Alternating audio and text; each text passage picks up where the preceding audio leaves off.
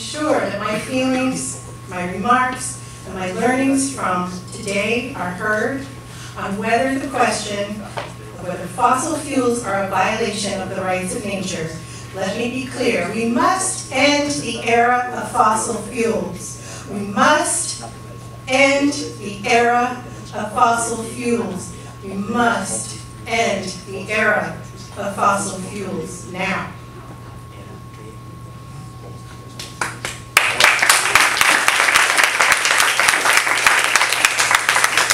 By itself, we've heard today, this industry, single industry, is placing humanity on the fast track to extinction. We can see it, we can feel it every day. It's a single industry, it's financed by a handful of banks and enabled by regulators, politicians, and a legal system that is killing our mother, the earth. But the question is, can we be warriors for change? How do we give nature a voice? Or maybe better, another way to put it is, how do we listen to, with our human ears, our human selves, to what Mother Earth is telling us every single day? How do we get to the transition? How do we get to justice? The new story for humanity is rooted in all our bones, and the bones of all our ancestors. As Julia Hornick reminded us today, we are all warrior spirits. All of our ancestors are warrior spirits.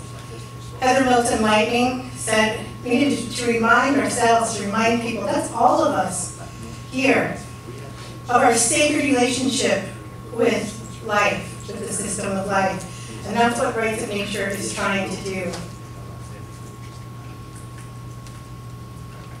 So now let me go to the beginning and see how far I get.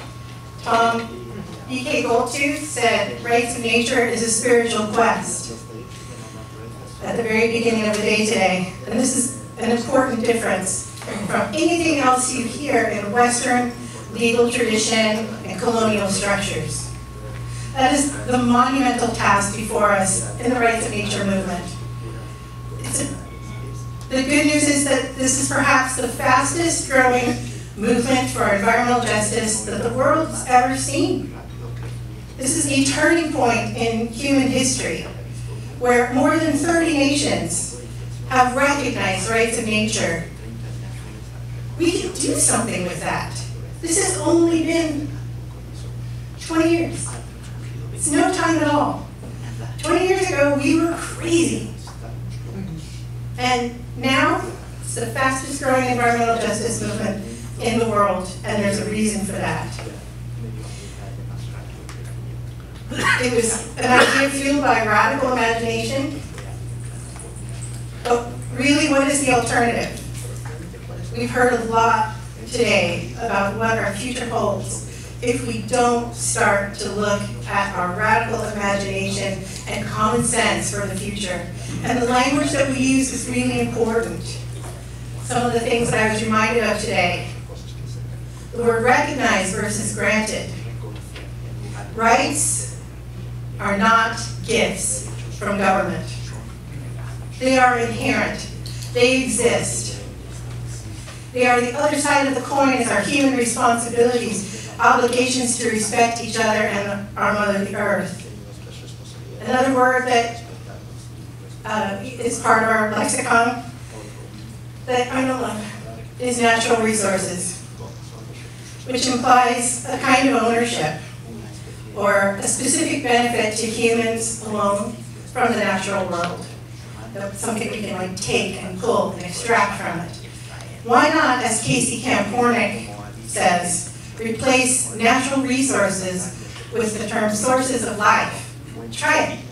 Every time you want to say natural resources, say sources of life. See if it doesn't work. See if it doesn't really fit what you're trying to say.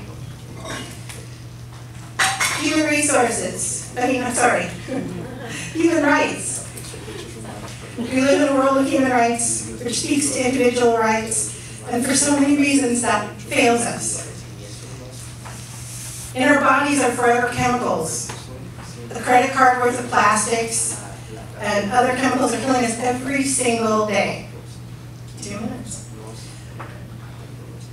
But who do I sue for the poison in my body? The current law says that I have to prove that the chemical comes from a specific polluting plant or a specific polluting project. Rights of Nature flips that around on its head and says, recognizes that the ecosystem is a holistic entity that we are not above or owners of, but part of.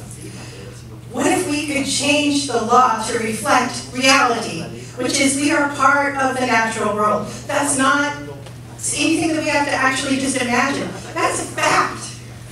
But we act as if it's not. Another thing we heard today was death by 1,000 cuts. And I thought about that because on the one hand, it's a really powerful metaphor. And when you're looking at the Earth from space, that analogy works. If we're looking at the role of fossil fuels killing the planet, or killing life on planet Earth, but we've seen over and over again today that each one of those single cuts represents thousands of peoples, and indigenous peoples who are displaced, which brings us to sacrifice communities. I hate that. Sacrifice communities. Which communities? So look around the room. Look at the people you're sitting next to and say, who can we sacrifice for corporate profits or a handful or two corporations? So that's what we're talking about.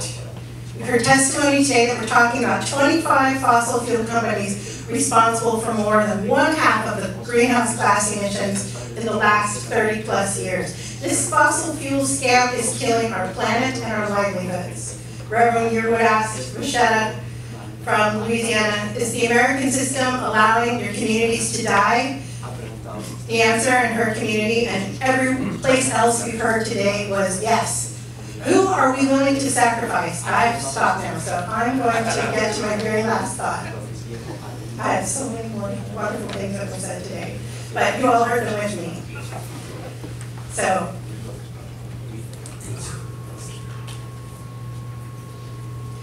I'm just going to say, Tom Gold just reminded me that in Cochabamba, did you ever wonder where the United Nations Declaration sort of come from?